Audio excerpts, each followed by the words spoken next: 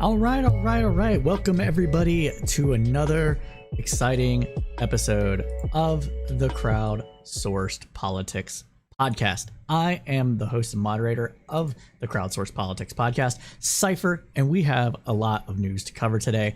And so we're going to get right into it. But before we get into it, actually, I want to make some announcements. So first of all, I will be traveling to Indiana next week. So the standard setup that you see here is not going to happen. I'm going to be streaming from Indiana at my brother's house.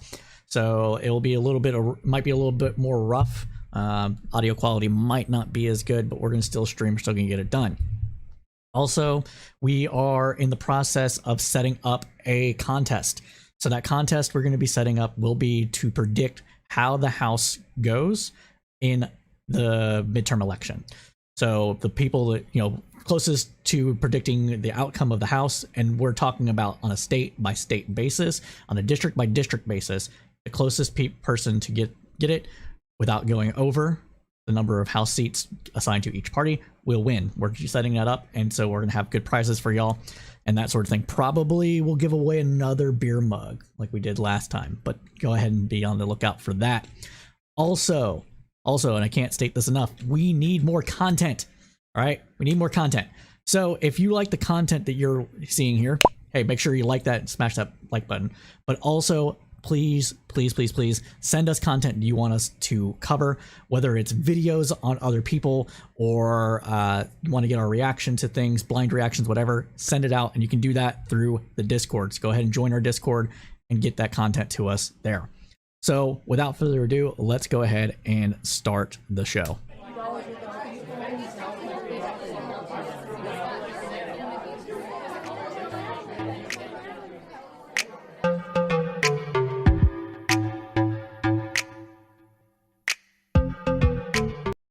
All right, we're back. So let's go ahead and get started. So at the top of the news hour, we're going to do Russia war in Ukraine. So today is the 176th day of Russia's war on Ukraine. We start tonight's roundup with an update reporting from The Guardian. So Russia has replaced the commander of its Crimea-based Black Sea Fleet after explosions rocketed the peninsula earlier this week.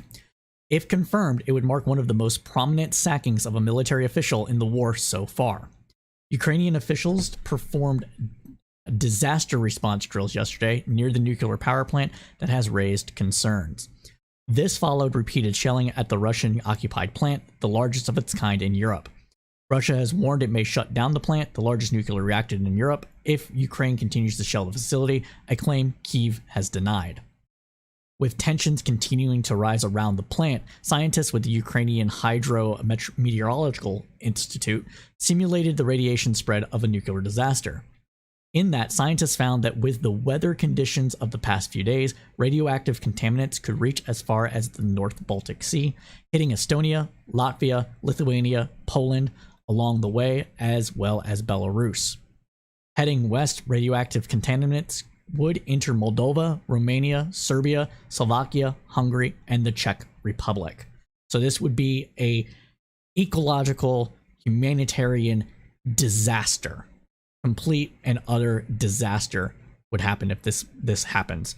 Magnitudes that we have not seen in probably human history, to be honest, because of the amount of spread. The dropping of bombs in Hiroshima and Nagasaki were terrible, but because of the spread of this might actually cause more harm than those two blasts did. Continuing on, though, the main bridge connecting Crimea to the Russian mainland must be dismantled, according to the Ukrainian presidential aide. The 19-kilometer, 12-mile Kerch Bridge is Moscow's key military and civilian land corridor to the peninsula. The bridge is an illegal object, the aide had said. It therefore must be dismantled. Not important how, voluntary or not, implying the bridge could become a military target for Ukrainian forces. Which, honestly, it is a valid military target. It's an occupied land by another country. The structure is being used to get military equipment in and out of Crimea and troops into and out of Crimea. Ergo, it becomes a legitimate military target. Continuing on, though, the first wartime shipment of UN food aid for Africa reached the Bosphorus Straits yesterday under a UN-backed deal to restore Ukrainian grain deliveries across the Black Sea. The 25th cargo ship carrying grain has departed Ukraine, headed to Egypt under a deal with Russia that was brokered by Turkey and the United Nations to unblock the country's blockade of ports. The leaders of Ukraine, Turkey, and the UN met today to review grain export deal in Lviv. Leaders also discussed the need for a political solution to this conflict and the situation at the Russian-controlled nuclear power plant. Now, this food export is a key win, honestly, for Turkey. Turkey was the biggest player in the negotiations that led to the reestablishment of trade here. And the reason why it's a huge win for Turkey is because Ukraine and Russia both collectively export more food to Africa and the Middle East than anywhere else in the world. And by brokering this deal, they ensure that food gets to those places and improves their prestige in those areas. And Turkey is very much, especially under Erdogan, very much wanting to increase its prestige, especially within the Middle East, as a power broker. And this sort of deal goes along with that. So that's important news, and good on Turkey, good on Erdogan. Still don't like him, but this is a great thing to have happened. So we're glad that it has happened. Let's continue on though. Now, the Russian military announced today that it had deployed war planes armed with the state-of-the-art hypersonic missiles to the country's Kaliningrad region, a move that has broadly interpreted as a response to the West arming Ukraine. The warplanes would be put on round-the-clock alert, according to the ministry. The Kinzhal has a range of about 2,000 kilometers, or roughly 1,250 miles, and fires at 10 times the speed of sound, making it hard to intercept, the Russian military has stated. Russia has used the weapon to strike several targets in Ukraine. The deployment of the Kinzhal missile to Kaliningrad was an apparent showcasing of the Russian military's capability to threaten NATO assets. Kaliningrad borders NATO members, Poland, and Lithuania. It comes after Moscow strongly criticized the deliveries of Western weapons to Ukraine, accusing the US and its allies of fueling the conflict. And of course, Russia is going to accuse Western allies of Ukraine of fueling the conflict, because if Ukraine did not get the weapons that it had received from NATO, chances are that Ukraine would not have been able to put up as much of a fight as it has been, and the war might already be over. That's not a good thing. I know there's a lot of people, especially among anti-war leftists, that want to see Ukraine essentially lose, for lack of a better term, because they don't want to see the West and America be dragged into a broader global conflict. Whether that's out of fear or hatred for the United States is anyone's guess. However, with that said, it is important to note that we will always say this, Russia is at fault here. Anybody helping Ukraine in its endeavor in order to defend itself is doing the right thing under moral obligations of stronger nations helping weaker nations secure their borders against aggression. And yes, sometimes that means the United States can have other nations get involved in whatever military adventures the United States gets engaged into, and have that be a moral action. That's consistency. That would happen. So that's one thing that we have to point out as well. But that concludes our segment on the war in Ukraine for right now. So let's continue on now with the roundup and get into some US politics. So Congress is still on summer recess until September 6th. So our reporting on US politics will focus tonight on the Biden administration. And with that, we will start with the Inflation Reduction Act being signed. So Biden signed Inflation Reduction Act into law on Tuesday, in what former President Barack Obama said is a big fucking deal. We covered a lot of ground on the Inflation Reduction Act and what it means for the country in last week's episode, so we'll just do a brief recap herein. Now, the president's remarks were a preview of the Democratic Party's countrywide tour to tout the legislation's achievements in Biden's first 18 months in office. We'll turn now over to Biden's remarks therein. Have fought to make happen. And let's be the Inflation Reduction Act does so many things that for so many years, so many of us have fought to make happen. And let's be clear. In this historic moment, Democrats sided with the American people, and every single Republican in the Congress sided with the special interest in this vote. Every single. I can't do anything about that static. I'll turn it down a little bit. That's coming from the recording itself, I believe. Just in case, let me go ahead and I'll reset audio here real quick.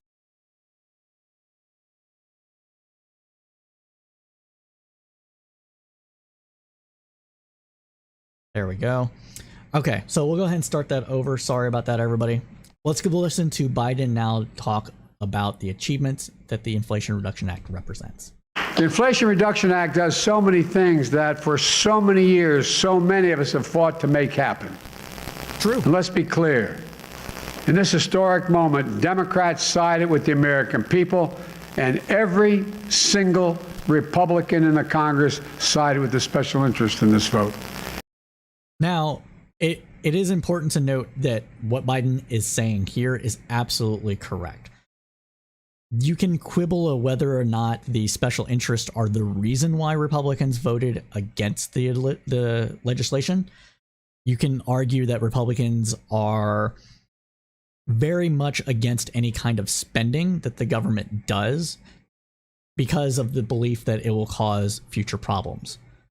With that said, a lot of this is doing it in such a way that Republicans would normally be okay with.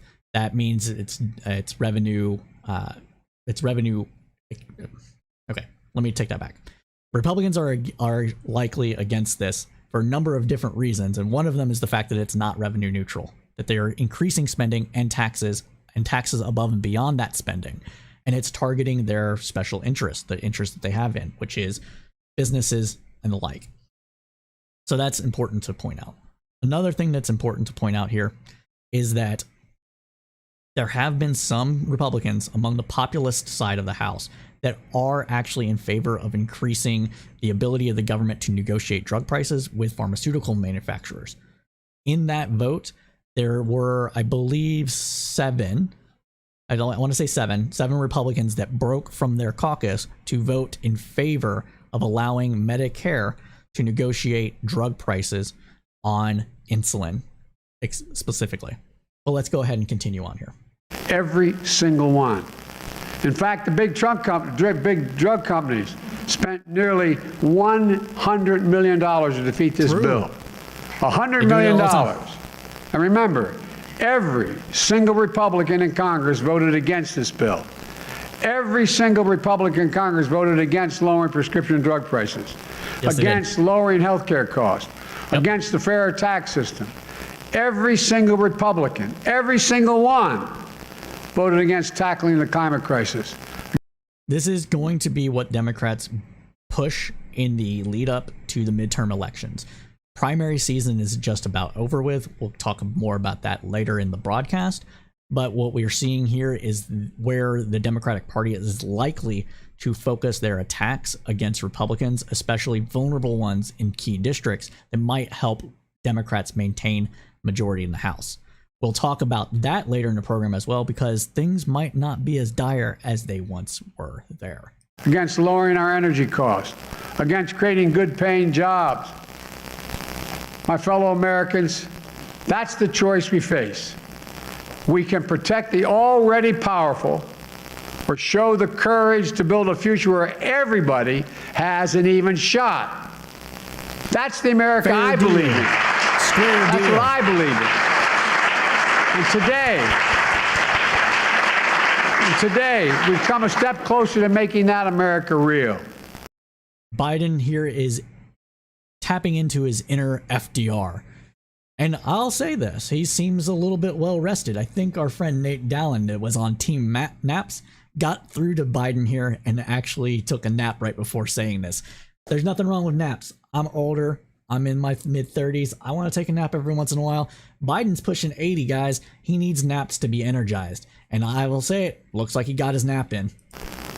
Today, too often, we confuse noise with substance.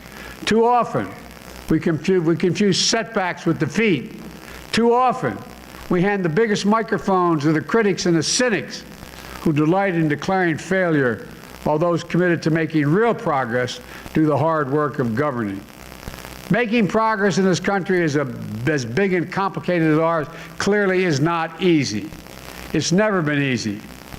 But with unwavering conviction, commitment, and patience, progress does come. Your dad was right. And when it does, like today, people's lives are made better, and the future becomes brighter, and a nation can be transformed. So right here, what we're seeing is, like I said, it's Biden trying to energize progressives and tap into his inner FDR, but also making the case that, hey, incrementalism can actually achieve great things. And face it, like, this is the biggest climate change bill that Congress has passed ever. And it will have, not only will it help with climate change, and people say it's not too much, it's not enough. They're right, it's not enough. But it's a damn good start. And it does it in such a way that should actually improve the material conditions of regular working class people. Well, let's continue on though. That's what's happening now. From the American Rescue Plan that helped create nearly 10 million new jobs, to once-in-a-generation infrastructure law that will rebuild America's roads, bridges, ports, deliver clean water, high-speed internet to every American, to the first meaningful gun safety law in 30 years. And if I have anything to do with it, we're still going to have an assault weapons ban, but that's another story. And to get significant veterans health care law in decades for the first time, to a groundbreaking chips and science law that's going to ensure that technologies and jobs of the future are made here in America. Yes, made in America, based Biden, based populist Biden. I'm memeing here a little bit, but this is actually very important. So the two bills he just referenced were bipartisan bills that tackle really important issues, big issues facing the United States and its citizens. The first bill, the PACT Act, that is going to improve the lives of millions of veterans that had been exposed to, maybe not millions, we'll say thousands of veterans. We'll hedge it a little bit there. Thousands of veterans that will have their lives directly improved by getting the healthcare that they need at a price that doesn't impact them, because they're going to have, the VA is going to pay for that. And the chips manufacturing bill not only strategically takes on China, but also invests directly into American manufacturing, which will improve not only the strategic layout of the land and the ability of America to provide its own computer chips for its own military and its own computers, but also create jobs, high-paying, good jobs for people in the United States. So they cannot go with that. That needs to be said. That is a huge win, and it's going to be a really good thing in the long run to see more of this happening. So these are good wins. They need to be touted, and they need to be put in front of the faces of everybody.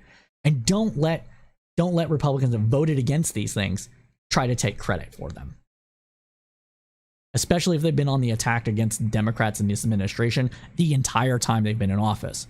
We too often see Republicans will vote against a bill and then come back and say, oh, I got you the bacon. I got this. This is my doing. These are the roads that we're building right now. It's because of things that I did.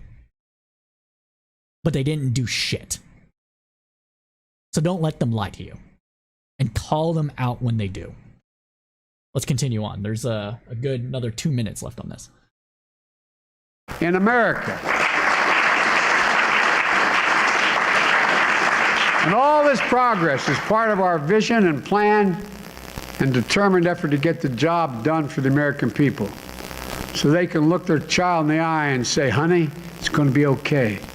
Everything's going to be okay. Everything's going to make it sure that the democracy delivers for your generation, because I think that's at stake. And now, I know there are those here today who hold a dark and despairing view of this country. I'm not one of them. I believe in the promise of America. I believe in the future of this country. I believe in the very soul of this nation. And most of all, I believe in you, the American people. I believe to my core, there isn't a single thing this country cannot do when we put our mind to it. We just have to remember who we are. We are the United States of America. There's nothing beyond our capacity. That's why so many foreign companies decide to invest or make chips in America. Billions of dollars. We're the best. We have to believe in ourselves again. And now, I'm going to take action that I've been looking forward to doing for 18 months. I'm going to sign the Inflation Reduction Act. All right, we're going to go ahead and end it there. We're going to go ahead and end it there, like I said. So if you want to check out what we had to say about the Inflation Reduction Act, please be sure to check out our channel on YouTube, where we have a great summary of everything that it says, as well as analysis and some of the lies that are being told about the bill. So let's continue on, though. So the infrastructure law, achieved with bipartisan support, was also highlighted this week when the Biden administration announced 166 new federal grants. Quote, "One thing I think you'll come across as we speak to communities that are receiving grants awards is how passionate they are about the need for their project," Transportation Secretary Pete Buttigieg had said. "We hear from residents who live with transportation infrastructure challenges every day and communities that have great ideas about how to address them." He finished. The 166 awards, totaling more than $2.2 billion, are the first from funding. All right. Let me say that again. Sorry about that.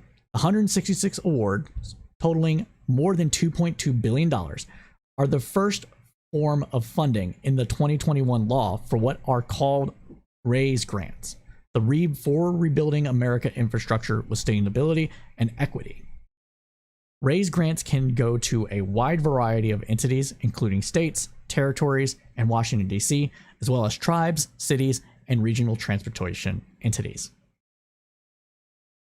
Continuing on, two offices are being created in the Department of Energy.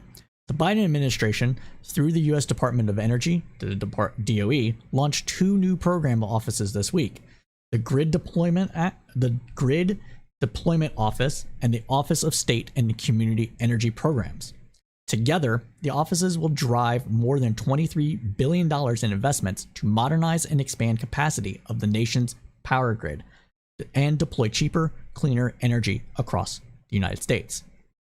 The offices will be administered through DOE's Office of the Undersecretary for Infrastructure, with funding from the infrastructure law. They'll help generate good-paying jobs, bring economic opportunity to underserved communities, and turbocharge the department's ongoing work to achieve the president's goal of reaching 100% clean electricity by 2035 and a net zero economy by 2050. Now, one of the things that should be said about this particular thing is that we're going to need more power in the United States, and our grid is very old. It's very old. You see this a lot of times coming out of California, coming out of Texas. Everybody remembers a couple years ago, where we had that huge winter storm in Texas and the grid failed, right? And we had California's grid failing and starting wildfires.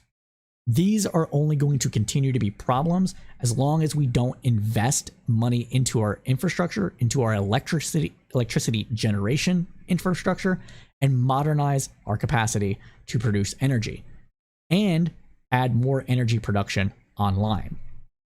Not only does the infrastructure bill work to address this, but so does the Inflation Reduction Act, and both together should bring more energy online and help tamp down, if not reduce, the price of energy. Let's continue on, though. The Biden administration said on Tuesday that it is nearly doubling the number of zero-emission buses on the road through funding from the bipartisan infrastructure law. The Federal Transit Administration, or FTA, announced $1.66 billion in grants to transit agencies, territories, and states that will facilitate the purchase of 1,800 new buses. Of those, 1,100 will be zero-emission vehicles and will nearly double the number of zero-emission buses on the road. Transportation is the greatest contributor to climate change in the United States, representing 27% of the country's total greenhouse gas emissions. Now, for those that might know me a little bit better than others, you know that I went to Korea for almost a month. I went on vacation, saved up a lot of money to do this, had a lot of vacation time built up from the pandemic. My wife and I decided to go to Korea so she could visit a friend, and because I talked about it a lot. One of the things that we actually experienced in Korea was these zero emission buses. And they're zero emission because they're either on they're on hydrogen fuel cells, which means they don't produce any greenhouse gases and are running on a more clean product. And the Korean government itself invested in these buses, and they're deployed across Korea in a variety of different things, mostly concentrated in Seoul and bigger cities, but they do the common stop bus routes, so that we're stopping a lot, in order to also further tamp down on greenhouse emissions. And I think this is a good thing. And the United States investing in this directly as a country should help a lot. And if we bring more buses online, reduce traffic congestion, and therefore reduce CO2 further by increasing public transportation access. One of the things that the United States is behind the entire rest of the world on is public transportation. There's reasons for that. The United States built the highway system, while other countries rebuilt their infrastructures after World War II in order to meet the needs of their people at the time, which didn't have a lot of cars and couldn't afford them, and they needed to get from point A to point B in a fast amount of time. So we're a very car-centric country. That's why we have a highway system that spans everywhere, but without a lot of things like high-speed transportation. Getting more high-speed transportation on the road will be a good thing, and it's something that we need to invest in, but it has to be done smart, and it has to be done in a targeted fashion, at least at first. Which is why I'm glad that Texas is probably going to build a fast light speed rail that will connect the three major cities: San Antonio, it's a triangle, so I think it goes San Antonio, Austin, Dallas, and Houston. I think it connects all four of those cities. So that should be a good starter project for anybody that's interested in this, so pay attention to that as well. But that concludes our talk about changes in EPA and the infrastructure bill. Now, let's continue on though. In other news coming out of the Biden administration, we have trade talks with Taiwan. It was announced today that the United States will hold trade talks with Taiwan in the wake of House Speaker Nancy Pelosi's visit to the island this month. Pelosi is the highest-ranking American official to visit the island in 25 years. The announcement of trade talks comes after Beijing fired missiles into the sea to intimidate Taiwan after Pelosi's trip was reported by the media. The talks are a sign of support for the island's democracy that China claims as its own territory. Beijing promptly responded that it will take action if necessary to safeguard its sovereignty. Chinese President Xi Jinping's government criticized the planned talks, claiming that they're a violation of its stance that Taiwan has no right to foreign relations. It warned Washington to not encourage the island to try to make its own de facto independence permanent, a step Beijing says would lead to war. Taiwan's military held a drill with missiles and cannons simulating a response to a Chinese missile attack. President Joe Biden's coordinator for the Indo-Pacific region, Kirk Campbell, said last week that the trade talks would, quote, deepen our ties with Taiwan, but stressed policy wasn't changing.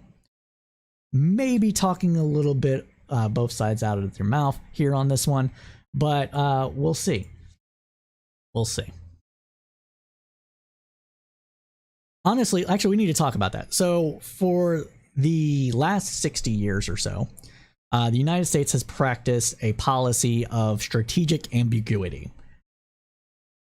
where it said one thing, kind of did another, kind of massaged China, kind of helped Taiwan, and created this like, are they together? Are they not together? Is Taiwan an independent country? Is it not an independent country?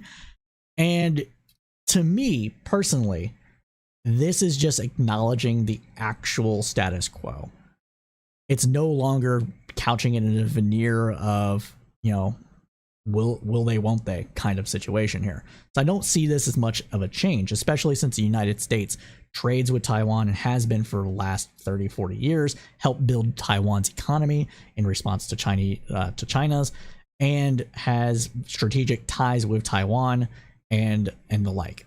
So I don't see this as much of a change, but saying it out loud, kind of pissing China off. But let's continue on. So the US Trade Representative's announcement of the talks made no mention of the tension with Beijing, but said, quote, formal negotiations would develop trade and regulatory ties. The United States has no diplomatic relations with Taiwan, its 9th largest trading partner, but maintains extensive informal ties. Like I said, saying the quiet part out loud now. Being allowed to export more to the United States might help Taiwan blunt China's efforts to use its status as the island's biggest trading partner as political leverage.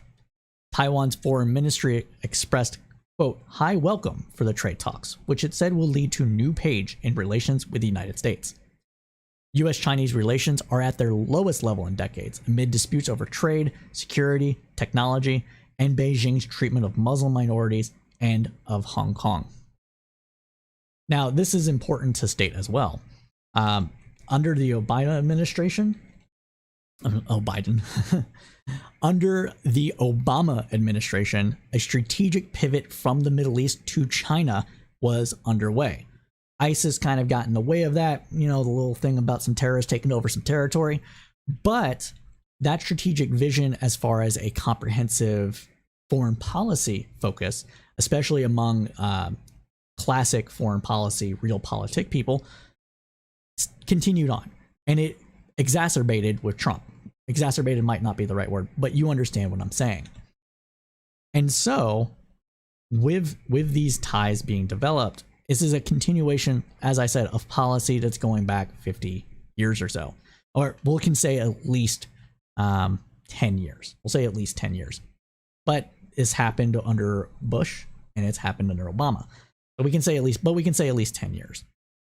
And it isn't a bad thing.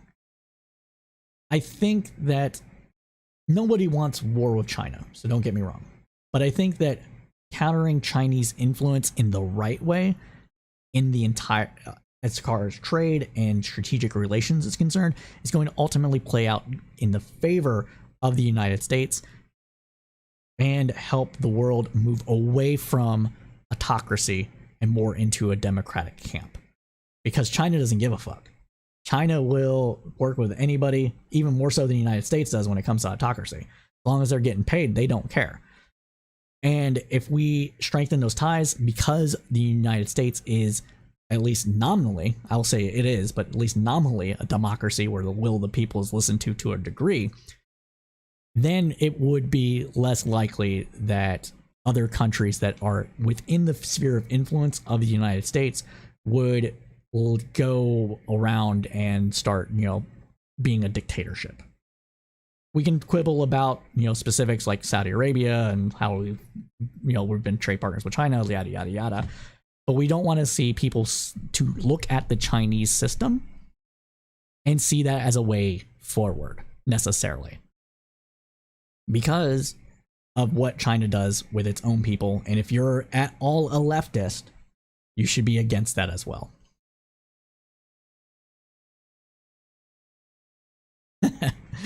Yeah, that's a great comment. So Shala said, "One China until we need computer chips for those 3090 Ti's." That's true. True. All right, continuing on though. So the U.S. Trade Representative said negotiations would be conducted under the auspices of Washington's unofficial embassy, the American Institute in Taiwan. Washington says that it takes no position on the status of China and Taiwan, but wants their dispute settled peacefully. The United States government is obligated by federal law to see that the island has the means to defend itself. And that concludes our talk about Taiwan. Continuing on in more foreign policy focused on the Biden administration, we have some news about Afghanistan and the United States controlling its funds. So Business Insider reported today that Biden administration has completely ruled out releasing Afghanistan's central bank's $7 billion in reserves, which was frozen last year. It has suspended talks with the Taliban after the U.S. found and killed al-Qaeda leader al-Zawahiri in a drone strike late last month in Kabul. Quote, "We do not see recapitalization of the Afghan central bank as a near-term option," U.S. Special Representative for Afghanistan Thomas West said in a statement. Quote, "We do not have confidence that the institution has the safeguards and monitoring in place to manage assets responsibly," West added. West also said that the Taliban's harboring of al-Zawahiri, who has heavily involved in planning of 9/11 terrorist attacks and who has been leading al-Qaeda since Osama bin Laden's death in 2011, heightened U.S. concerns about releasing the funds. Last week, more than 70 economists and experts sent a letter to President Joe Biden and Treasury Secretary Janet Yellen urging the administration to release the $7 billion in frozen reserve funds. The economists argued that Afghanistan's central bank The economists argued that Afghanistan's central bank needs the funds to help the struggling economy combat severe economic and humanitarian crises, such as high inflation and a people on the brink of starvation, among other concerns. Quote, "The Taliban government has done horrific things, including but not limiting to its appalling treatment of women and girls and ethnic minorities," the letter stated.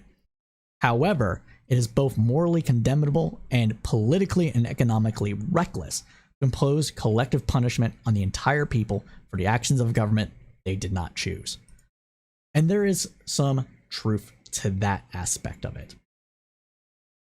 So I understand that the United States, or I understand people that do not want to see these funds be released to the Afghan central bank under concern that it would make its way to terrorist organizations and fund the killing, massacre, and imprisonment and slavery of women and children within Afghanistan. That is a valid concern. There is no reason whatsoever to trust that the Taliban would actually use that funds to make its country better rather than doing what it's doing now and just basically starving out anybody they don't like, killing people they don't like, and what have you, as well as funding terrorism. With that said, there may be ways for the United States to release some of these funds to NGOs or other organizations, maybe even through USAID, in order to combat the growing starvation that is happening in Afghanistan. Because there is starvation happening in Afghanistan. Millions of people are on the verge of starving to death due to its inability to feed itself since the U.S. withdrew, and its ability to buy food to make that happen. Compounding all this, of course, is climate change and the like, and droughts that are hitting the region as much of the rest of the world as we've seen in news articles. And if we can get at least some of the food to the people, that could at least help alleviate some of the suffering. So I understand the concerns on both sides. I understand the people that say don't release the money at all. I understand and more empathize with the people that say we got to at least do something. So I hope the Biden administration will at least look at options in order to help bring food aid to the people of Afghanistan. So we got a question coming in from the chat here. And the question is, do you think China has the ability to project itself globally? After watching Russian in Ukraine, I question it. That is a good question.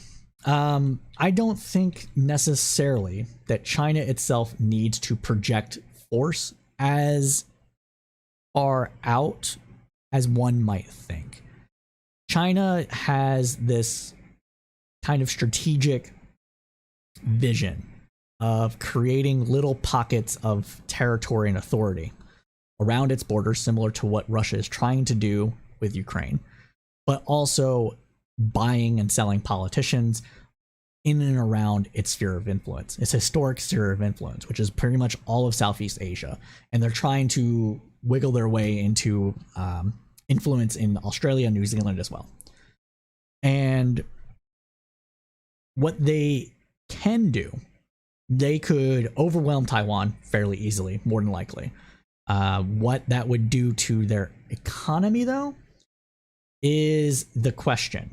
Because if the rest of the world saw this as a huge violation of a people's rights and did to China what it's doing right now to Russia, that would completely decimate its economy.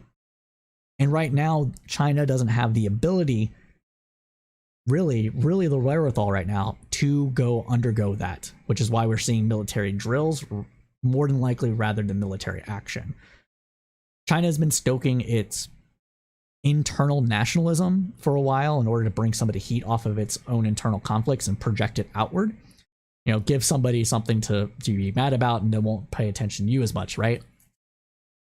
And that's coming to bite them in the ass a little bit right now because they haven't done much. And it's also kind of sowing the seeds of its own internal strife, which we're seeing play out to a degree with the economic conditions that are happening in China. With the current crisis, their housing crisis. China right now is undergoing at least a similar, if not the exact same problem that the United States went through in 2008, where a mortgage-backed securities crisis is causing a contagion within the rest of the economy. And Xi Jinping is also using that as an excuse to take more power onto himself from disloyal Chinese Communist Party members. So we likely won't see any projection of power outside of what it's currently doing, which is setting up blockades, setting up fake islands for forced projection, but a forced projection more of a way to protect its current strategic interest in the area rather than push into other territories. So that's a great question, and I appreciate you asking that. All right. So if you want to see us cover anything at all on this program, on the Roundup or any of our other podcasts, Cipher State, Praxis Run, here's how you can let us know. First, you can reach out to us on Discord. Discord is our growing community, and we're trying to get more people in there. We're going to have some contests that are overlapping with our Discord community and so go ahead and be sure to join our Discord. You can also reach out to me. I run the account, Crowdsourced Poll, where I like to post memes and whatever else I can fit into 255 characters or less. And we also run a Facebook debate community. I know it's a little bit boomerish, but hey, I'm an elder millennial. I still use Facebook. It's still my go-to platform. And I like to debate people on there. And that's what gave birth to this program, actually, is the group under the same name that we're actually no longer affiliated with. But we run our own group called Tribune Commons, where you can meet some like-minded individuals and some conservatives. And in our wider community, which we have other debate groups that we kind of overlap with, span the political spectrum and try to talk about politics with less vitriol than you might normally expect. So those are the ways you can reach out to us. And we'd love to have you. And if you like what we do, hey, again, smash that like button for the algorithms. It really does help us out. So let us continue on now with some U.S. election news. U.S. election news. These are big changes coming down on the election cycle and what it means for the United States. And as we said earlier, Democrats might not be in as much of a pickle as they used to be just 4 months ago. Let's talk about it. Now that we're nearly through the primary election calendar, it's time to see where the parties stand and the state of the political landscape. Sorry. Now, let me just start that over. Now that we are nearly through the primary election calendar, it's time to see where the parties stand and the state of the political landscape. Only 3 primary days remain before the midterms on November 8th. August 23rd includes Florida, New York, and Oklahoma. September 6th, just Massachusetts. And September 13th has Delaware, New Hampshire, and Rhode Island. When we entered the primary election season, the GOP appeared to be poised to completely blow the fuck out Democrats in the midterms. Republicans were counting on dissatisfaction with the economy as their primary weapon against the Democrats in the midterms. They hoped to have focused on inflation, crime, and immigration to highlight why Democrats are bad for America. And then, out of nowhere, the SCOTUS overturned Roe v. Wade, red states began banning abortion, inflation has begun to ease, and Donald Trump's hand-picked candidates won primaries in key swing states. And Trump has once again taken over the news cycle. Taken together, this may not bode well for the Republican Party, 82 days before the midterm. So what does the political landscape look right now? Let's go ahead and dig into that. So political history tells us that one thing that usually benefits the party out of power in a midterm cycle is that it gets to reinvent itself after losing the most recent election. In 2009 to 2010, Republicans jettisoned George W. Bush and John McCain, embracing instead the Tea Party. In 2013 to 2014, the GOP moved on from Mitt Romney. And in 2017 to 2018, Democrats put Hillary Clinton's presidential loss behind them, sort of, and united around, quote, the resistance to Trump, which is true. Now, in 2021 and 2022, the GOP has lost the White House and control of the US Senate. And they have not only not reinvented the party, but have cleaved even tighter to Trump. All signs at this moment indicate that the midterm election will not be a referendum on the Democratic Party, but that it will once again be a choice between Donald Trump and sanity. The GOP has continued to embrace the former president even as January 6th committee investigations reveals his blatant attempts to overturn the 2020 election, and in the wake of the DOJ investigation into possible violations of the Espionage Act.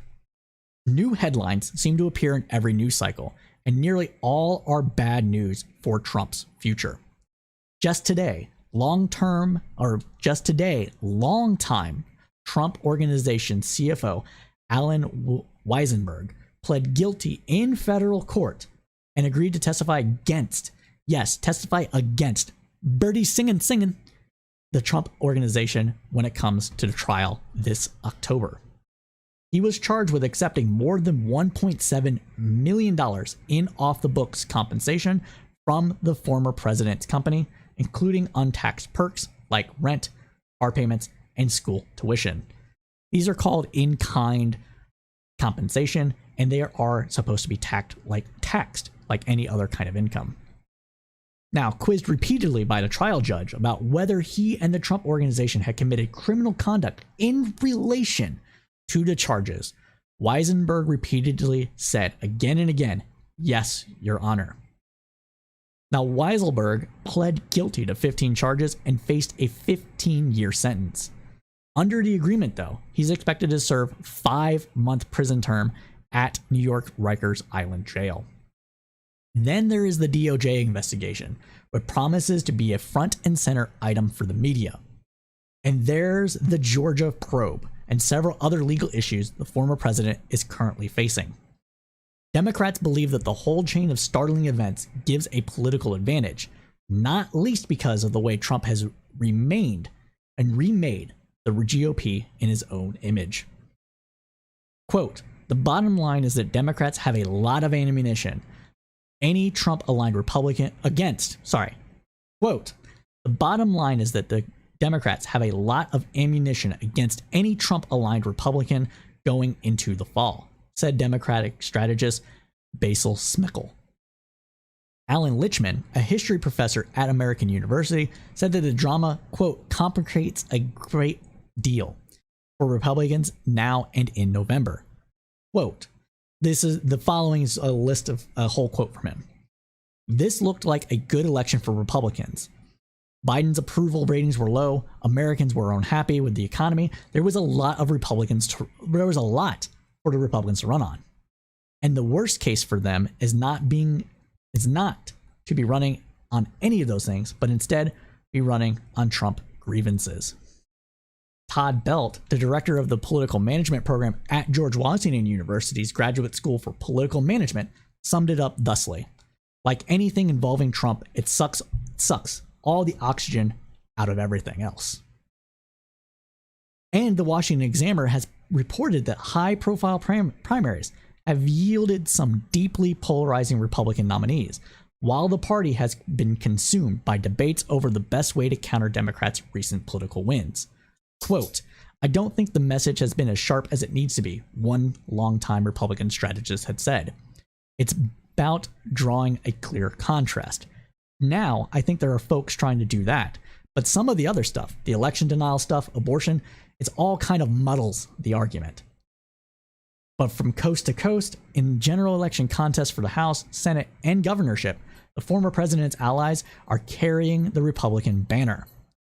Less than 3 months before Election Day, trouble is abound. Democrats have staked leads in Senate and governor races in key swing states, with some Republican nominees plagued by weak campaign operations aside from whatever challenges they face with the voters. Quote, "We are just beginning to communicate about the deep flaws that their roster of candidates brings to these races," said David Bergstein, the spokesman for the Democratic Senatorial Campaign Committee. Continuing on, he said, "Their personal and political vulnerabilities are going to continue to be a centerpiece for Senate campaigns in the months ahead."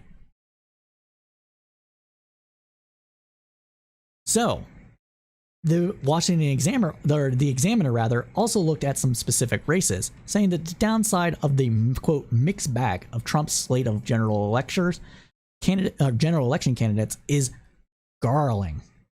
They included Republican nominees for governor in blue states such as Illinois and Maryland, picked because they vocal proponents of Trump's unsupported, outright lies about stolen election. Even with Biden's low ratings and a political environment that favors the GOP, these nominees have virtually no chance of finishing out on top in November. Trump backed them anyways over centrist Republicans who would have gotten or have given the GOP a fighting chance to pull off some upset victories. So where does the political landscape stand now? Democrats are leading Republicans by 4 percentage points on a generic congressional ballot. A political morning consultant poll released Wednesday found that roughly 46% of registered voters would choose the Democratic candidate compared to 42% who would choose the Republicans if the election of Congress was held in their district today. 12% either said they did not know or had no opinion. The poll is just the latest one that shows Democrats outpacing their Republican counterparts. Another recent survey showed more respondents supporting a Democratic Party controlling Congress than the Republican Party. Now, the political morning consultant poll also showed that 42% of respondents approve of Biden's job as president, up 3 points from a poll the political morning consultant released just last week. That's probably due to a bunch of the wins that we're seeing in the recent days. Now, the political morning consultant poll was conducted between August 12th and August 14th with 2,005 registered voters. In more good news for Democrats, after the Supreme Court overturned Roe v. Wade in June, Kansas reported a 1,038%, yes, 1,038 increase in voter registration that week alone. New national polling suggests Kansas could be a microcosm of a broader trend. Several major demographics are flocking to the Democratic Party in droves since the fall of Roe. And with that, Fox News, yes, I'm saying Fox News, Fox News, has a poll this week that shows fathers have moved from 20 plus 20 for Republican Party to just 2 plus 8 for the Democratic Party in August. A 28-point shift compared to a 13 support for Republican Party among male voters overall in May to 11 plus 11 support for Republicans in August.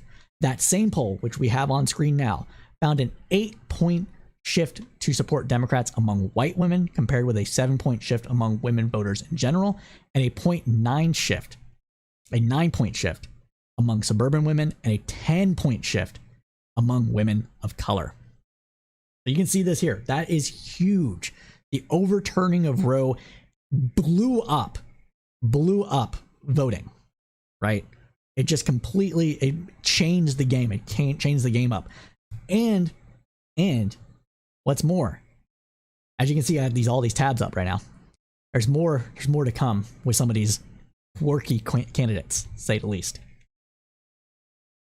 Now, also between May and August, the same poll found parents as a whole went from supporting Republicans over Democrats by a 45 to 39% margin to supporting Democrats over Republicans by a 46 to 35% margin.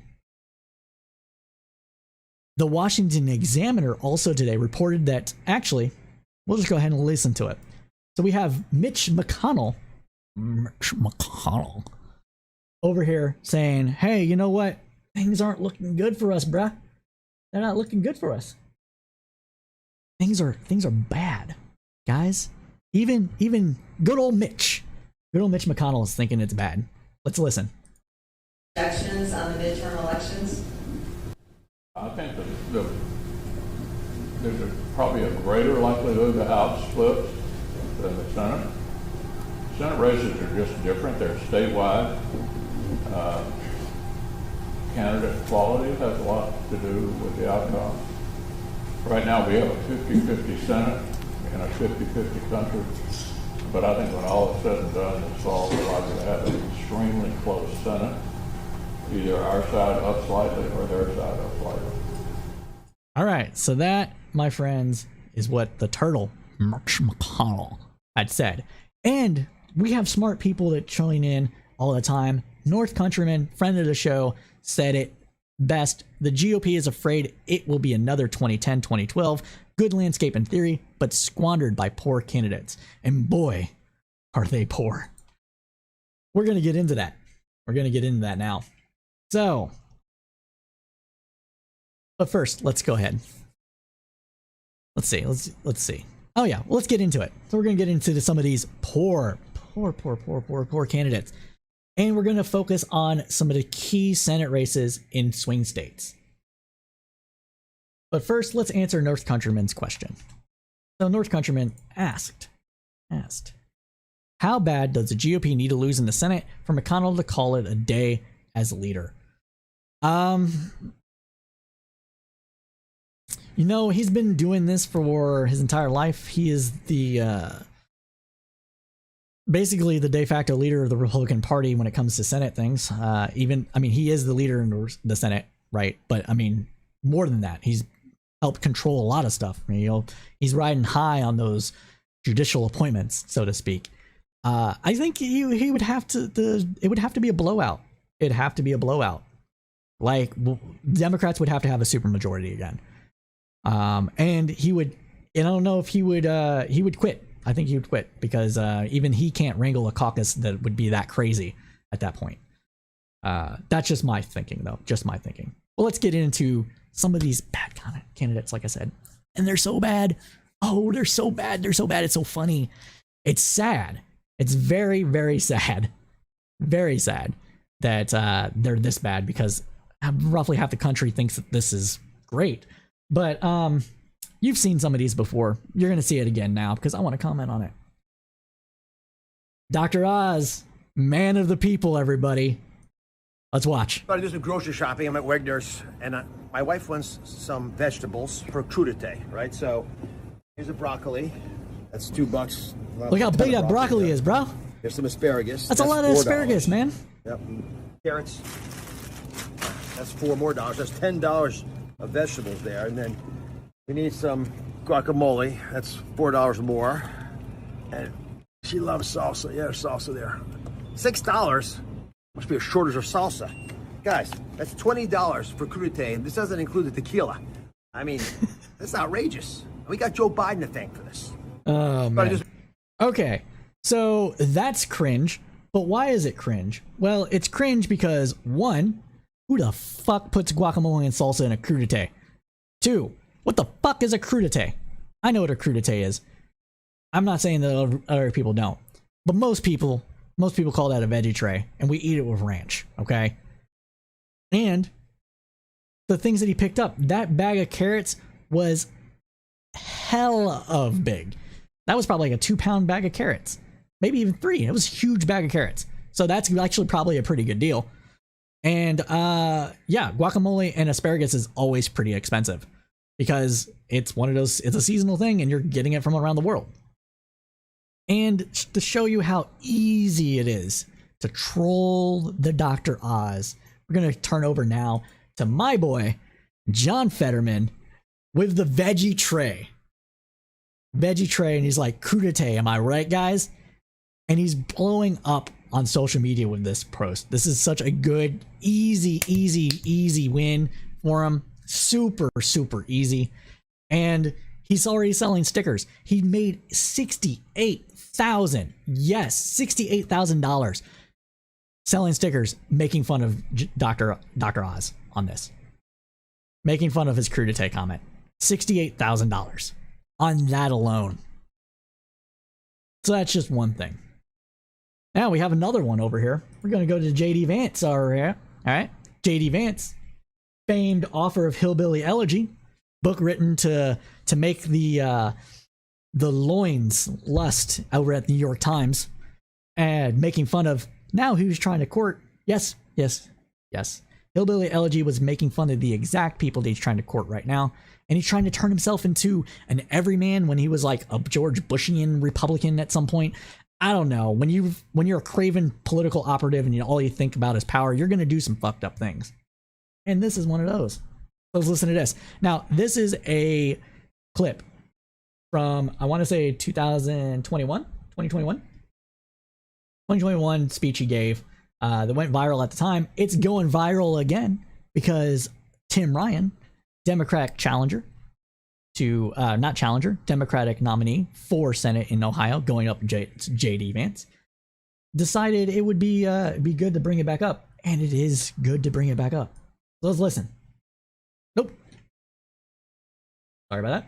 This is one of the great tricks that I think the sexual revolution pulled on the American populace, which is this idea that, like, well, okay, these marriages were fundamentally, they were maybe even violent, but certainly they were unhappy, and so getting rid of them and making it easier for people to shift spouses like they change their underwear, that's going to make people happier in the long term.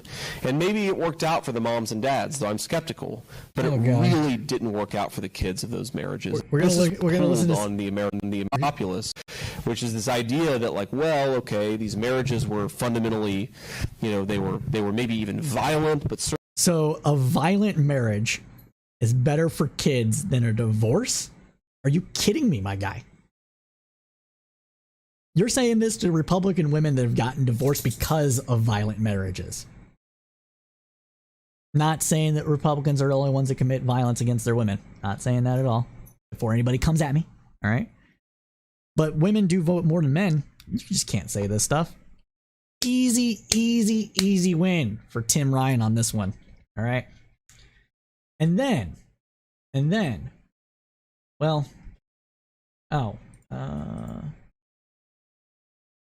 right. I thought I had a video for Herschel Walker, but we're just going to go ahead and do this up. So Herschel Walker's campaign is actually doubling down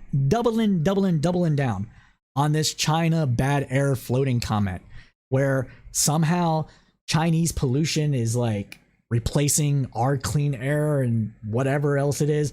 It's a weird comment.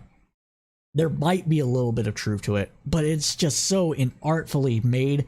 And he's against doing things to help improve air quality in general because it costs money.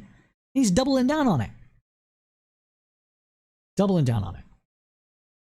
Got a great comment in here from Ishala.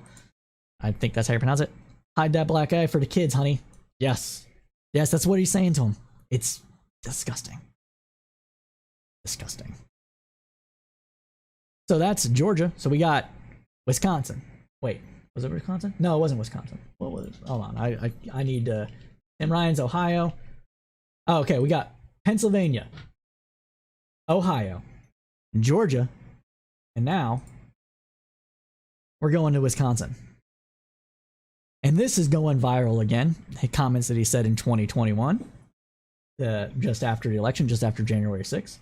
Let's listen to Ron Johnson talk about how he wasn't afraid of the MAGAs.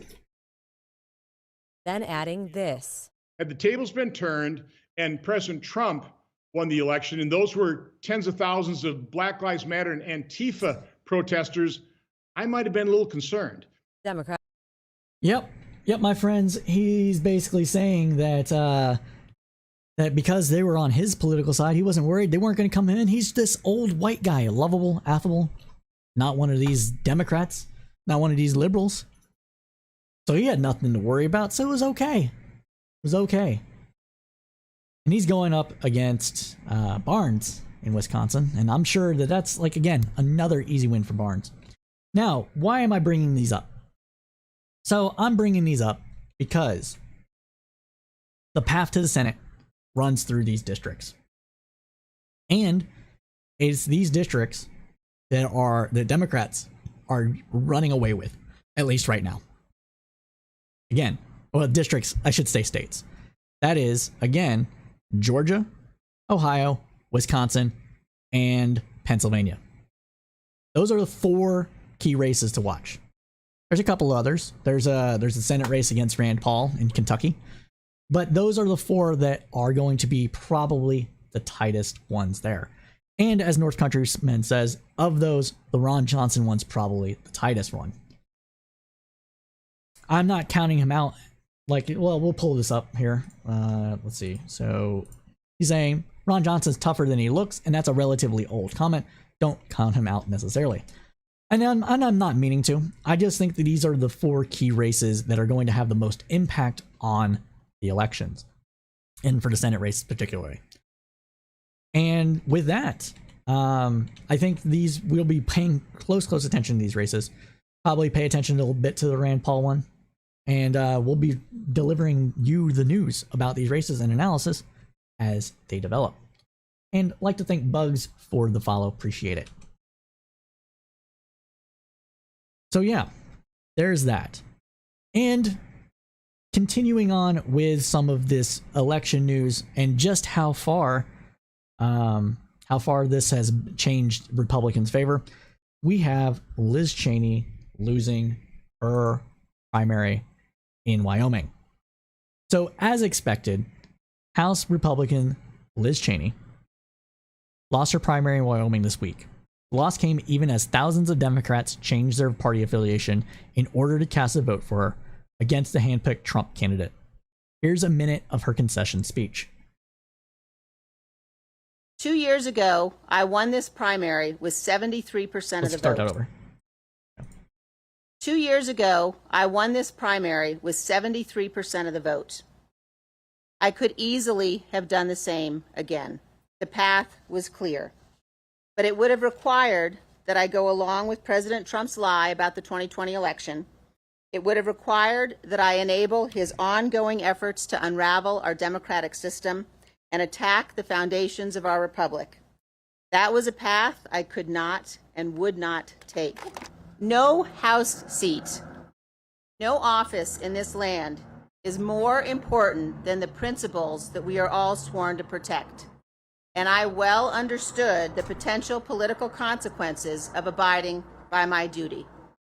Our republic relies upon the goodwill of all candidates for office to accept honorably the outcome of elections. And tonight, Harriet Hageman has received the most votes in this primary. She won. I called her to concede the race. This primary election is over, but now the real work begins. As we leave here, let us resolve that we will stand together, Republicans, Democrats, and Independents, against those who would destroy our republic. They are angry and they are determined, but they have not seen anything like the power of Americans united in defense of our Constitution and committed to the cause of freedom. All right, so there we go. That was Liz Cheney's comments from today in her concession speech. Now on Tuesday night, she said she would, quote, do whatever it takes to keep Donald Trump out of the Oval Office. After her loss by almost 60,000 votes was confirmed, aides revealed she plans to set up her own political action committee. Because of course she is. Why wouldn't she? She's got a bunch of backing. She still has about, half of the Republicans-ish in the state of Wyoming that are supporting her. And there's money to be made.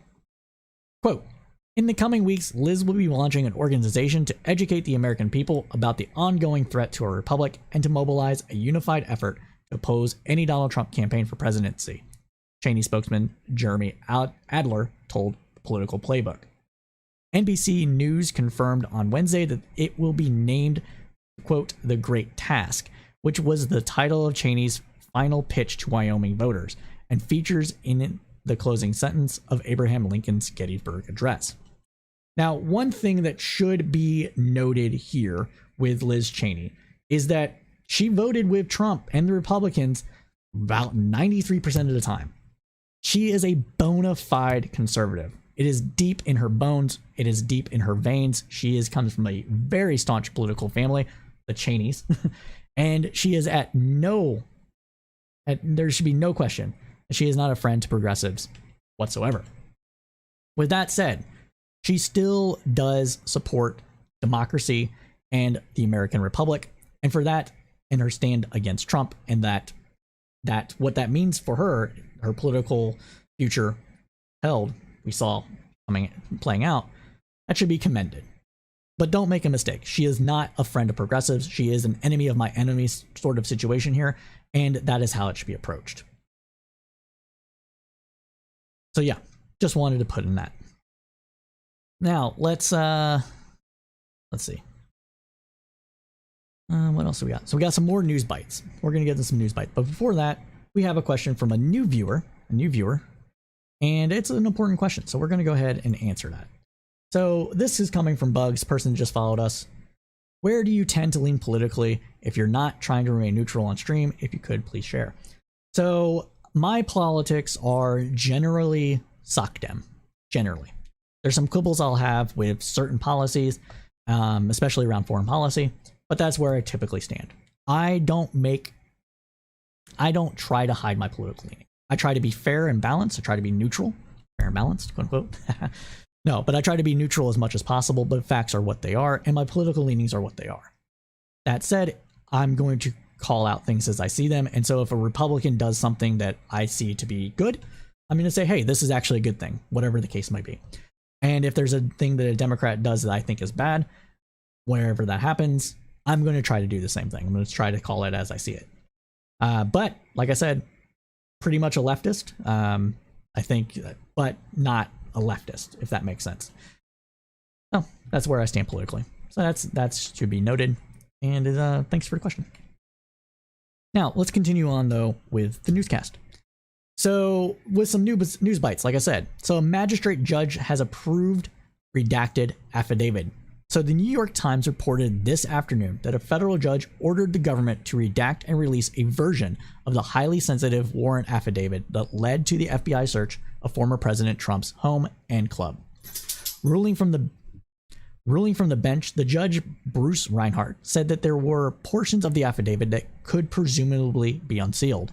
Whether those portions would be meaningful for the public or the media, he added, was not for him to decide. Judge Reinhart's surprising decision struck a middle course between the Justice Department and a group of news organizations that requested the affidavit be released in full to the public.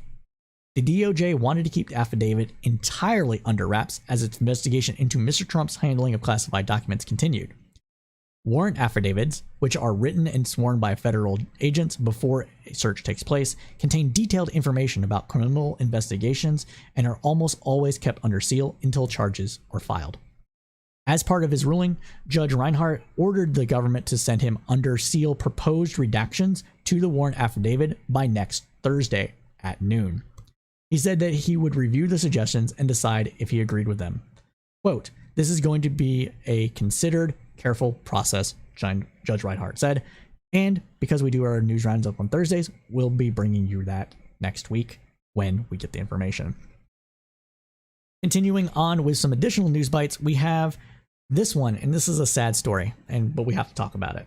So, in reporting from the Washington Post, a Florida appeals court on Monday upheld a ruling that denied a 16-year-old abortion out of concern she lacked the maturity to make the decision, despite her statements that she is not ready to have a baby. The teenager, described in court documents as almost 17 years old and parentless, identified only as Jane Doe 22-B, and submitted a handwritten petition seeking a waiver of the state's parental notifications and consent requirements. Under Florida law, an abortion generally cannot be performed on a minor without the consent of a parent or guardian. In her petition, according to the appeals court, the teenager wrote that she is still in school and doesn't have a job, and that the father is unable to assist her. Court records indicate that she was 10 weeks pregnant at the time she sought a court's permission to end her pregnancy. Jane Doe lives with a relative and has an appointed guardian. She's pursuing a GED through a program that supports young women who have experienced trauma. She suffered renewed trauma, according to the appeals court ruling, after the death of a friend. She decided to seek an abortion shortly thereafter. The court left open the possibility for additional proceedings by saying that the girl might be able to, quote, adequately articulate her request at a later time, and that the court might reevaluate its decision. The key factor appeared to be the court's initial concern that the teenager's assessment of the benefits and consequences of her decision was, quote, wanting, which is just an entirely bullshit. How can you be not mature enough to have an abortion, but be mature enough to raise a child or go through a pregnancy? That doesn't track whatsoever. There's this notion that teenagers are still like kids. And by that, I mean, like, they can't make any decisions at all on their own, but we still want to treat them like quasi-adults and hold them to the same legal standards in some instances and others and not. And, like, it's all this whole big, huge mess. And I get it. It's complicated. But there's no way in fucking hell that you can say you're old enough to give birth, but not old enough to make the decision to not give birth. It just doesn't track. And we need to understand that a lot of times in these cases, the other party is not necessarily a teenager themselves, but an adult. So we need to look into that as well.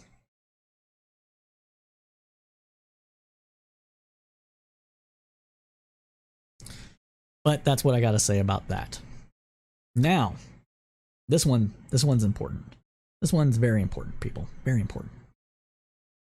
Now, we alluded to this earlier in the program, that there's some crazy out there. Super crazy. Covered some of that last week and the week before. Go ahead and check out our YouTube channel for some of those clips where we talk about some of the FBI findings and the attacks on the FBI. But today we're reporting on the fact that the Arizona Secretary of State kept treason watch list. That's right.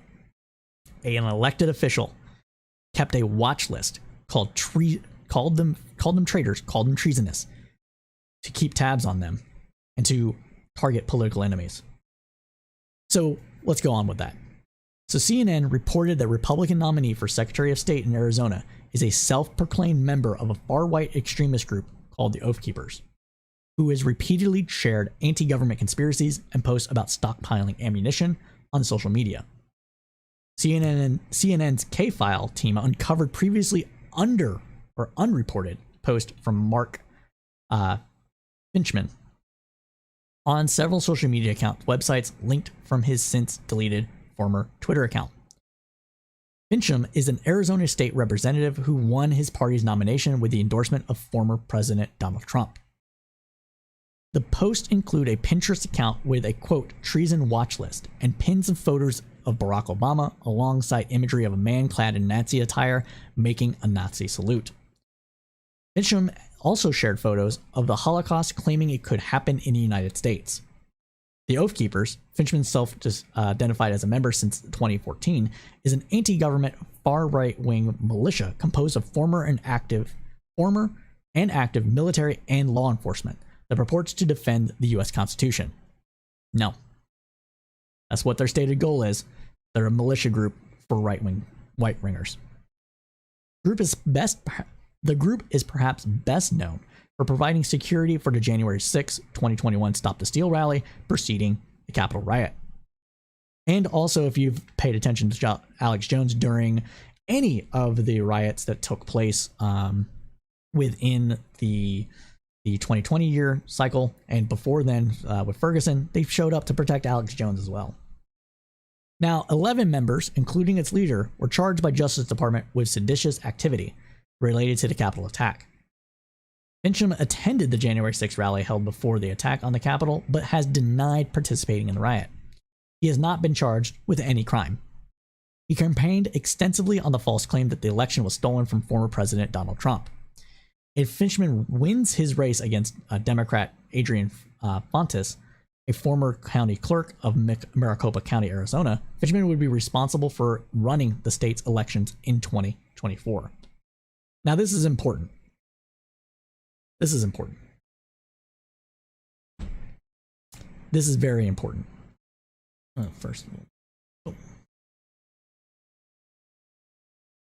Oath Keepers and Proud Boys have since retreated from being in direct confrontation with people in the streets and have now tried to go incognito to position themselves in the Republican Party as not only operatives, but as leaders and trying to win local elections on school boards and in higher positions of authority in order to enact their political will inside these areas. Targeting groups like this, targeting seats like this, gives them immense power over the outcome of elections and also of the outcome of various other type of things, such as, well, with this Secretary of State, a lot of other things, right? School boards give them power over what can be taught and not taught in a school, and being in sheriff gives them authority over law. These are the kind of things that they're going after. They are using the playbook of a lot of insurgent groups of trying to get into positions of power, respectable power, to enact their unrespectable politics.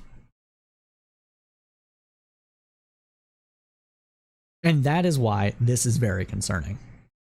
That is why we need to pay attention who runs for what offices and pay attention to even the most local levels of government. I have said on this program before, I want more people to be involved, especially in school boards. They're getting involved in school boards. They're drawing a line in the sand, staking out territory to make political wins, and to parlay those wins into more victories with more power. So, if you want to do anything to stop this rightward march, the least you could do is go to these meetings and call out the bullshit. And if you have the ability, run for it yourself. Well, let's continue on. So now, in Arizona, the Secretary of State is the second line to the governorship. While Fincham has some lighthearted and controversial boards on food, fashion, and dogs, he also has a board titled Treason Watch List, featuring photos of Jesse Jackson, former Department of Homeland Security Secretary Janet Napolitano, and former Secretary of State John Kerry. Biden officials, boomers, man.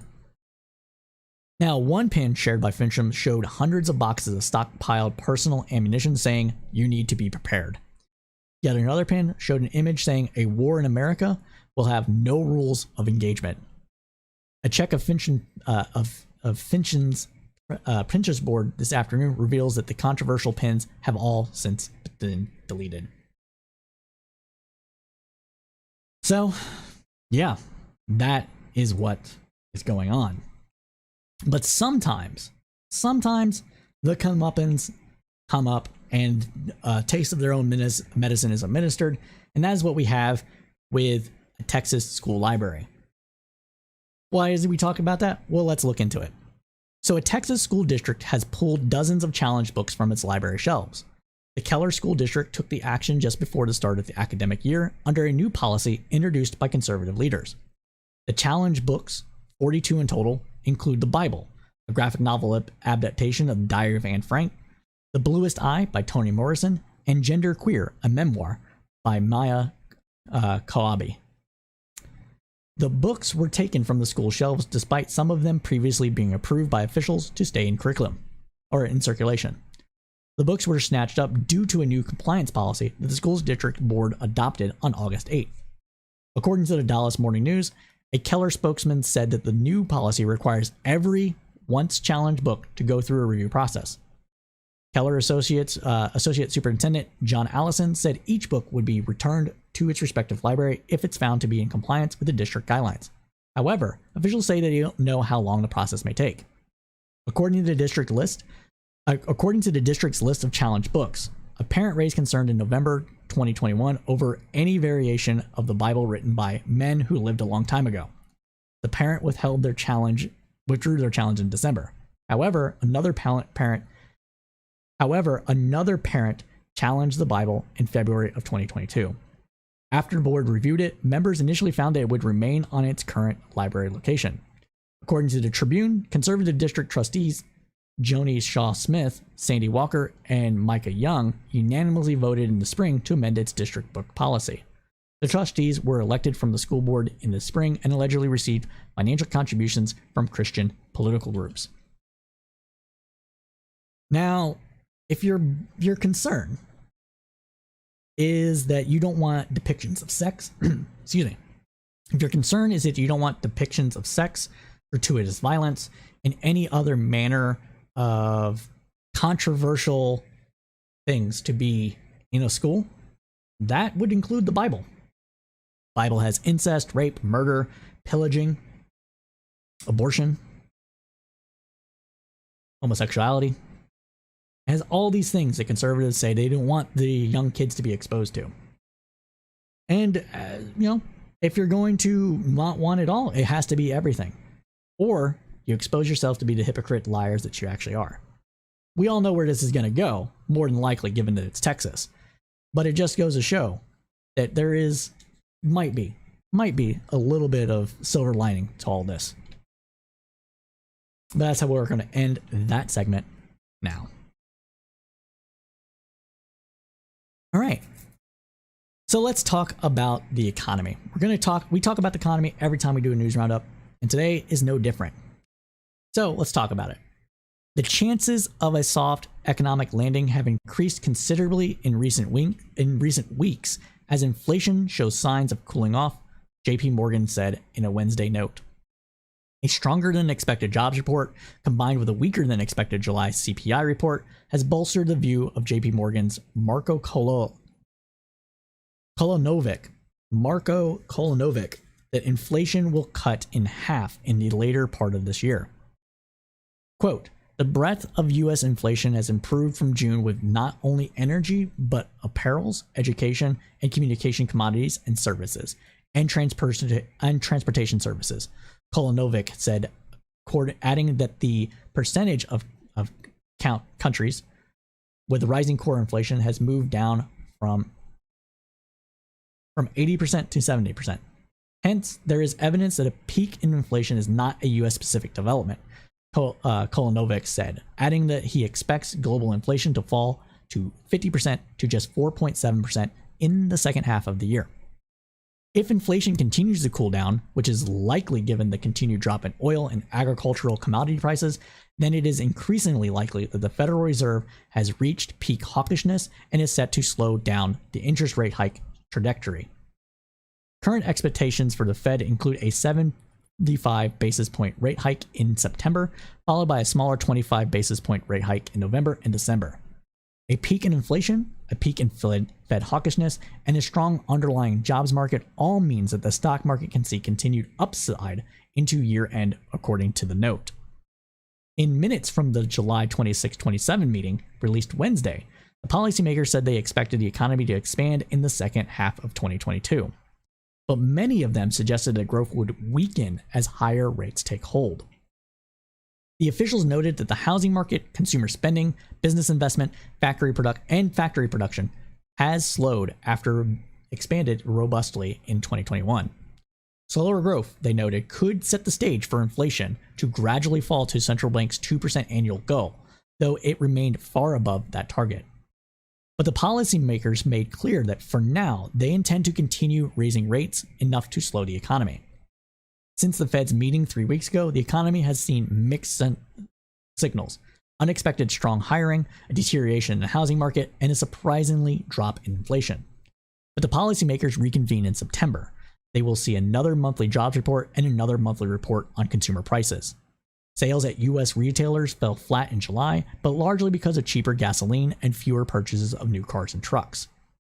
Sales were stronger at other businesses, a good sign for the economy that might help ease recession worries. Inflation did not play a big role as it did in previous months. The cost of living was unchanged in July for the first time since May of 2020, just 2 months after the start of the coronavirus pandemic. Economists polled by the Wall Street Journal had forecasted a 0.1% increase in sales in July.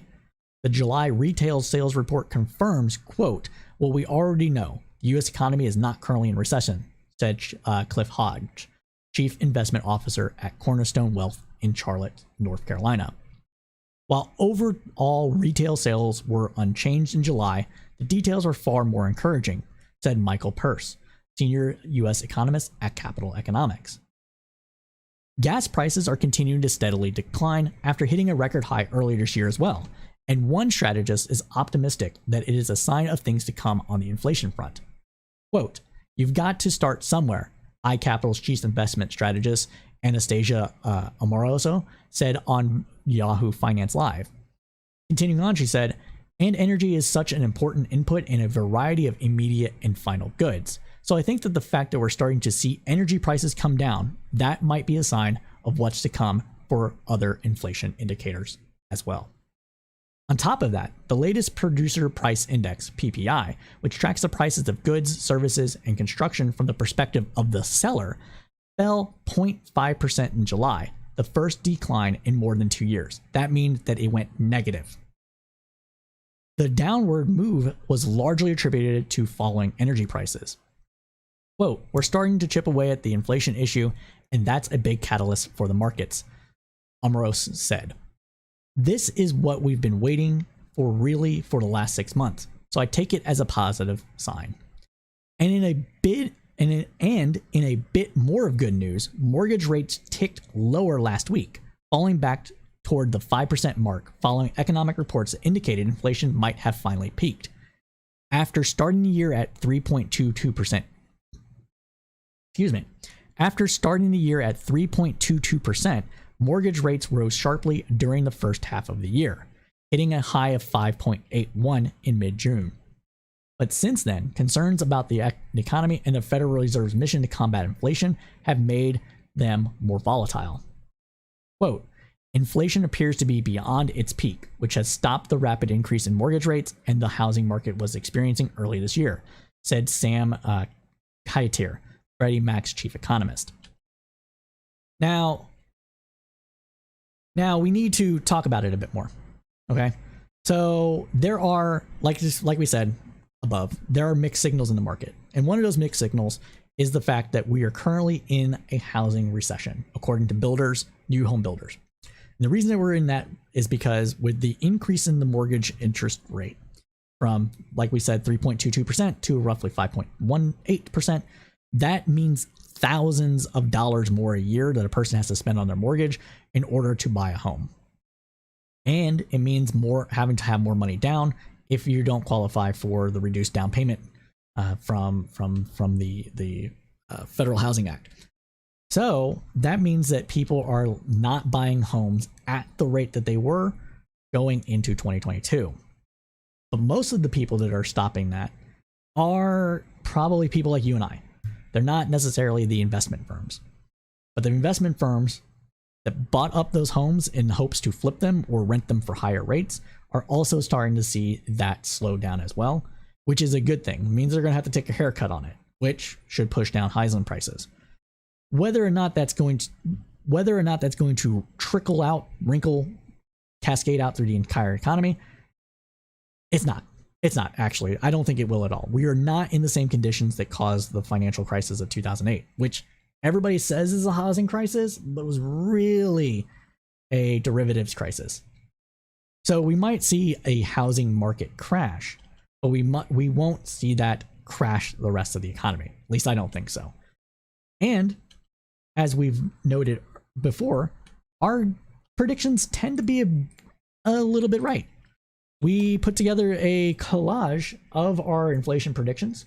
We're going to head and put that up because I think it's important, and it's good stuff. So let's go ahead and get that up on the screen here. Let's see. It's it right. Here we go. I still hope. Hold on. So we're going to get that up there. And oops. Okay, so it's a little low. I got to turn it up because YouTube. And play. Hold on. Hold on. Why isn't YouTube? Oh, wow, this is really low. I have to turn it up a lot. Sorry, guys. All right. Up.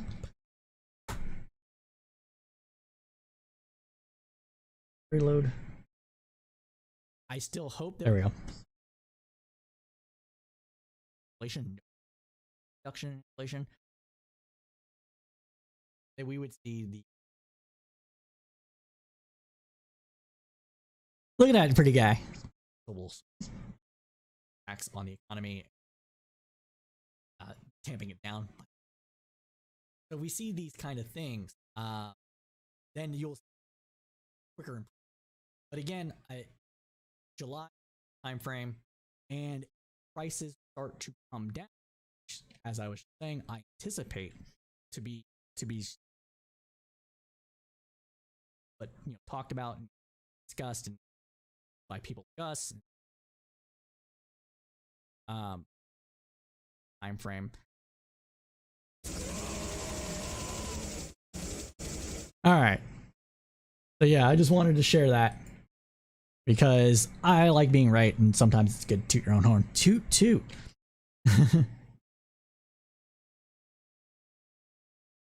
Oh, looks like we're getting some comments on YouTube about Donald Trump. Not talking about him right now, but appreciate the comments. Keep them up. Like it. Love it. Want more of it. But we're going to continue on with some economic news. So let's get into the labor looking. The look of labor. Hold on a second. Sorry, I had a cough then. All right, let's talk about labor now. So after another stellar jobs report, it is time to give credit to the White House, said Paul Waldman in the Washington Post. Counting the 528,000 jobs added in July, quote, the U.S. economy has recovered all the lost jobs, 22 million, when the economy shut down in 2020. It's the fastest employment bounce back in the country's history. Some of it happened on former President Donald Trump's watch, but in the first 3 years in office before the COVID pandemic hit, the economy added 6.5 million jobs.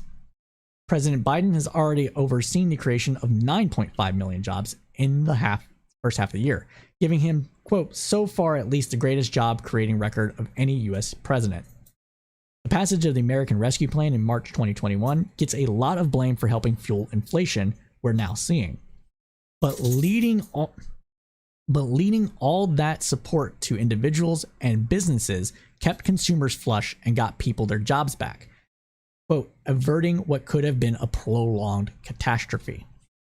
With the unemployment rate at just 3.5%, employers are fighting for workers and offering higher wages to attract talent. That is normally a good thing. However, the Fed fears it could, quote, create a wage price spiral in which higher labor costs are passed on to consumers. The latest report gives Fed Chairman Jerome Powell the, quote, green light to stay aggressive on inflation, said Jonathan Levin in Bloomberg. Average hourly earnings rose another 0.5% last month, above June. The uptick was fairly broad-based across industries and sectors, with airlines that were disrupted this summer by shortages of pilots and crews being a prime example of business that has been forced to hike wages to meet demand. The upward pressure on wages then feeds rising prices. Any way you look at it, taming inflation will entail some level of trade-off with unemployment, according to this view.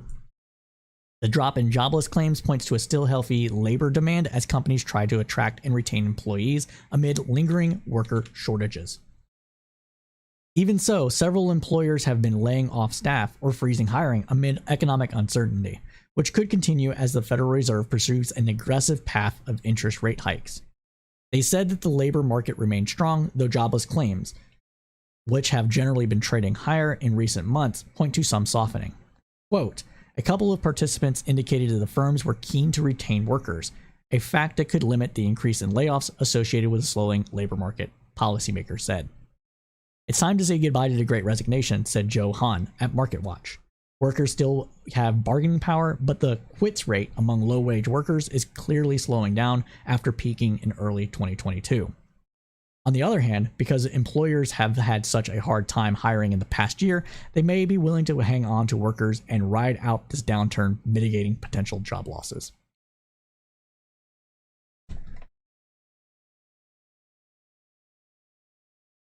So, yeah, I think this is a good time to bring up a video that I wanted to comment on. And it just goes to show you that I hate some of how this economic news is tracked and how things are done and the kind of policymakers that we have. And in that, we have, let's go ahead and mute this. We have some comments from a former New York Fed president. We're going to watch this and then we're going to yell at him because it feels good to yell every once in a while. And I hate this thinking. Absolutely hate it. When people say policymakers are out of touch, it is because of people like this. Okay? It's because of this obsession with doing things that seem to have worked, but really it's just misattribution error and giving credit to the wrong causes. We're going to turn over to this video now. All right, we're going to turn it over to it. And yeah, let's talk about it. Let's listen. Right, before I get to your calls about what the Fed needs to do here, let me just ask you this.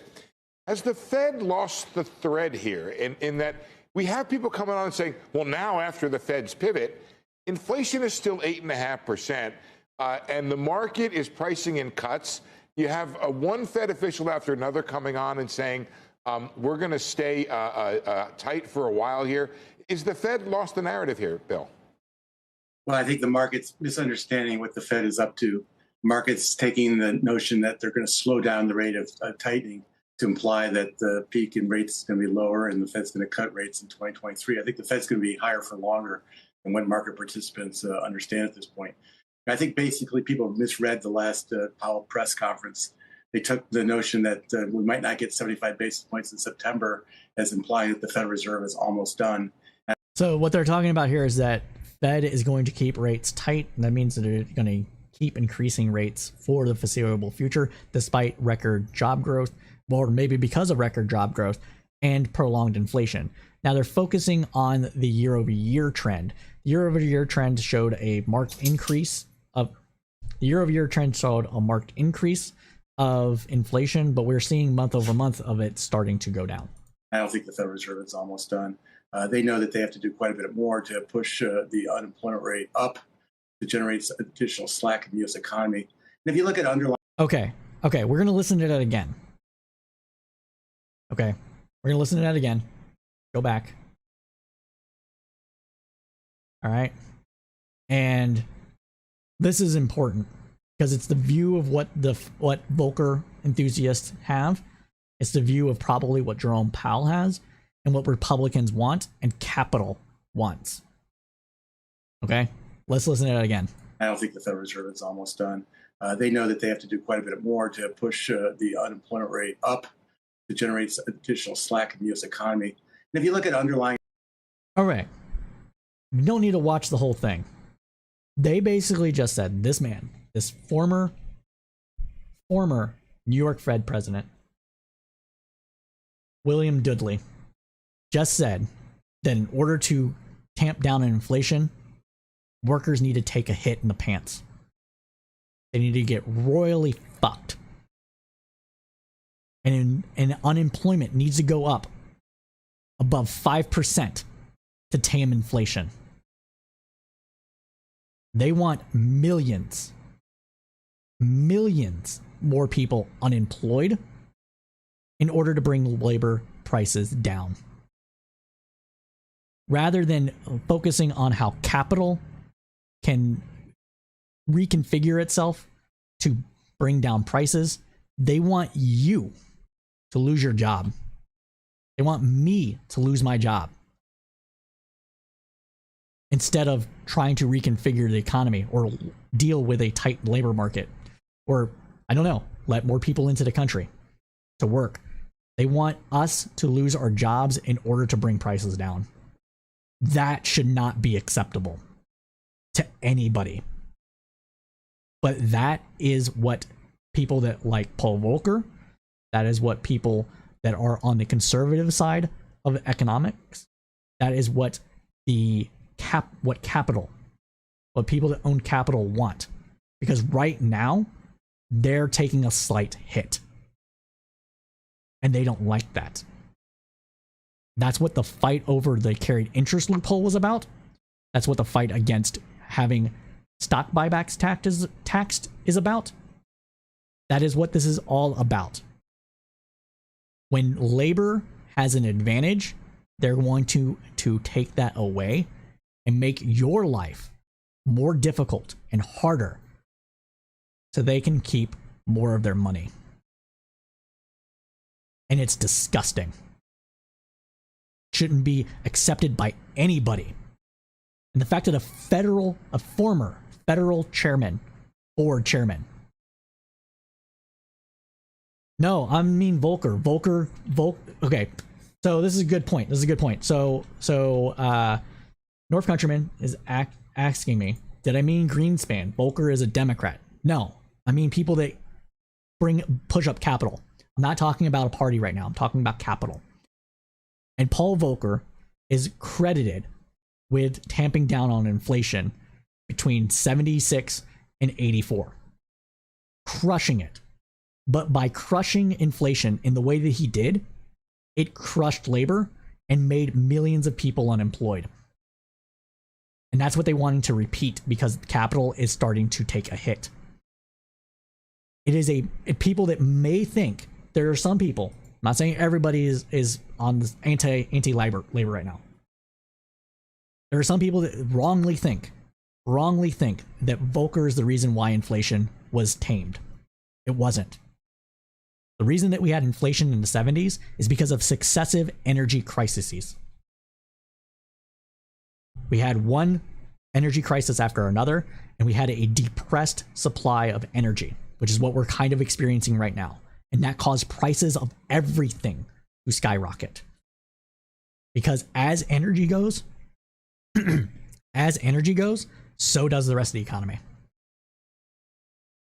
And now that we're seeing gas prices come down because production is coming back online, we're seeing prices start to go down despite a tight labor market.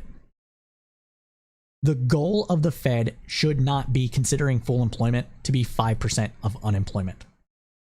We've proven over the last 4 or 5 years that we can get unemployment lower and get more people into the workforce and make them productive members of the society. And bring them into society, make them whole, help give them purpose, help make them not just productive, but happy individuals with a sense of purpose, the ability to provide for themselves and their family. Really, full employment should probably be at 3%. That should be the new goal. But they want to see millions more people unemployed just to bring prices down. I say no. That is not acceptable, and I'm not going to stick for it anymore. I know that all I have is a small platform right now. I have my vote, and I'm going to use them as I see fit, and I think everybody here should as well. Call them out on their bullshit. Millions of people being unemployed is a detriment to the stability of the country, and people that are cheering for that just to see some prices decrease are part of the problem and are making things worse and fanning the flames of fascism to a degree. Inadvertently, but that's what they're doing.